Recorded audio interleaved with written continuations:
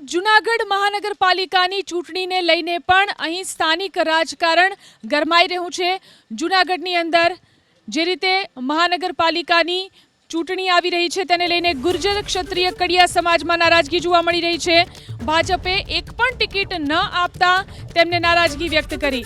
ભાજપ સદસ્ય અને ગુર્જર ક્ષત્રિય કડિયા સમાજના પ્રમુખ વિવેક ગોહિલે પત્ર લખ્યો। પત્રમાં ક્ષત્રિય કડિયા સમાજને અન્યાય થયાની રજૂઆત કરી।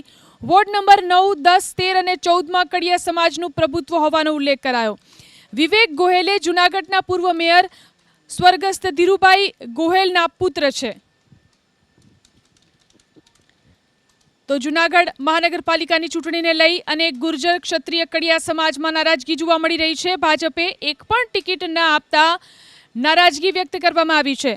ભાજપ સદસ્ય અને ગુર્જર ક્ષત્રિય કડિયા સમાજના પ્રમુખ વિવેક ગોહિલે પત્ર લખ્યો અને નારાજગી વ્યક્ત કરી। પત્રમાં ક્ષત્રિય કડિયા સમાજને અન્યાય થયાની રજૂઆત કરવામાં આવી છે।